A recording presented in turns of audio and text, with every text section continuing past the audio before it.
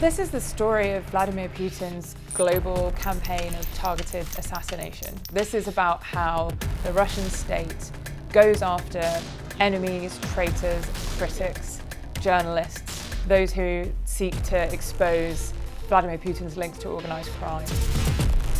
It's a story about intimidation, it's a story of statecraft, and it's one of the most disturbing geopolitical stories of our time.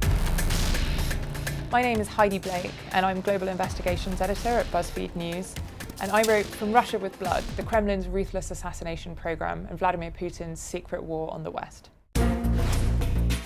Back in 2014, I flew to New York to meet with Mark Schoofs, who was then the editor of BuzzFeed's Global Investigations team. And I was talking to him about setting up an investigations team in the United Kingdom. And I took with me a news clipping that I hoped contained the clues to a mystery that maybe the new team could set about trying to solve. And that news clipping was about the death of a man called Scott Young. He was a multi-millionaire property tycoon, and he had plunged to his death days before I flew to New York, falling from the fourth floor of a London penthouse, and had been impaled on the spikes of a wrought iron fence underneath his window. And so it was a really gruesome death. Scott Young's body was found in Montague Square on Monday evening. There were reports about his death, and particularly about his connections to a number of other men who had died in suspicious circumstances, including the exiled Russian oligarch Boris Berezovsky. And so I was really intrigued by what kind of lay behind this web of death at the heart of London. And shortly after, I got a mysterious phone call out of the blue from somebody who asked me to come and meet her at an address in a smart part of London. I turned up at the address, and the door swung open, and I came face to face with Michelle Young, who was the wife of Scott Young, and who told me her husband had been murdered, and she wanted my new team to investigate. I knew as soon as I had received that phone call, I knew that he'd been murdered. Michelle Young had a trove of documents which had come out in the course of this divorce battle between her and Scott Young, and those documents showed really fascinating new details about Young's business dealings with Boris Berezovsky, this exiled Russian oligarch who was a major enemy of the Kremlin, and with a number of other highly politically exposed Russians who were really living in the UK in the crosshairs of Vladimir Putin's Russia. And so we began to look at those documents and to piece together this jigsaw puzzle which connected Scott Young not only to Boris Berezovsky, who himself had been found hanged in very strange circumstances the year before, but also to a whole group of people, a total of 14 men who had died suspiciously in Britain after falling foul of Vladimir Putin. We got hold of this huge cache of documentary evidence which showed the connections between this group of men who had all worked together to try to move ill-gotten Russian money into the United Kingdom and had all met untimely ends. And we fed all of those documents, along with huge amounts of other exclusive material we obtained, into a custom-built database that allowed us to search across the whole set of data that we'd obtained.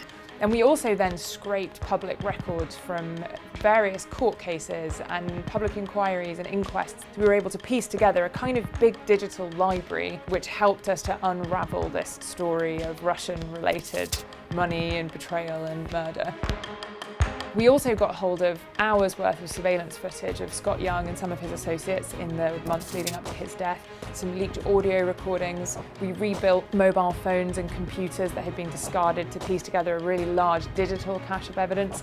And we got hold of some bags of evidence which the police had gathered from the scenes of some of these deaths and which had been discarded. And we were able to piece together this picture of a pattern of 14 suspicious deaths in the United Kingdom. Officially, Thames Valley Police are treating the death as unexplained, but there is no shortage of conspiracy theories surrounding it.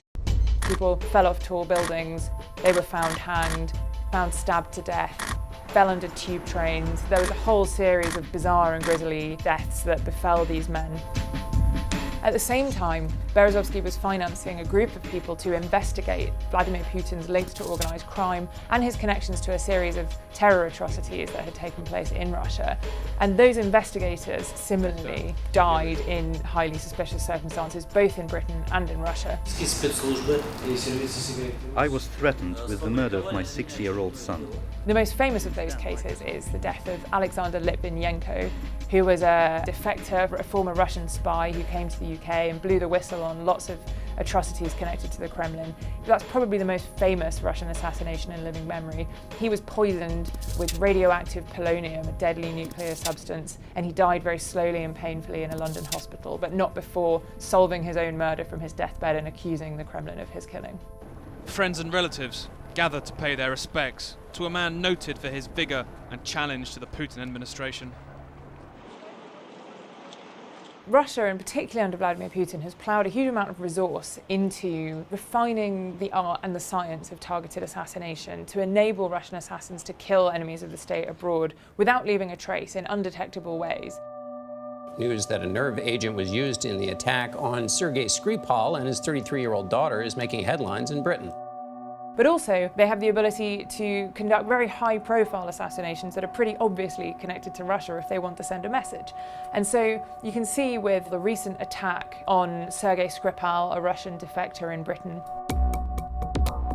He was poisoned in Salisbury with a deadly nerve agent called Novichok. That's a substance that really only originates in those quantities in Russia. It's a very conspicuously Russian poison. There are a lot more subtle ways within the armory of the Russian state to kill people. In this park, he and his daughter were attacked in broad daylight with a lethal chemical. Widespread speculation that the Russian state was involved. Instead, there was a choice taken to use this extremely conspicuous technique of killing, and really that attack was intended to send a message to traitors that if you cross Vladimir Putin, your life is in danger.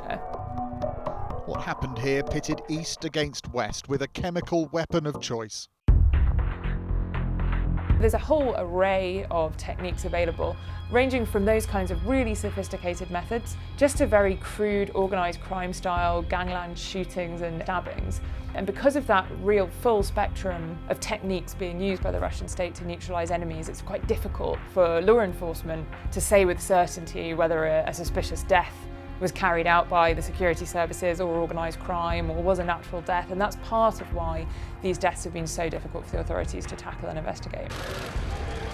Western leaders have shown themselves to be really unwilling to stand up to the Kremlin in these cases where Putin's enemies have died suspiciously on Western soil.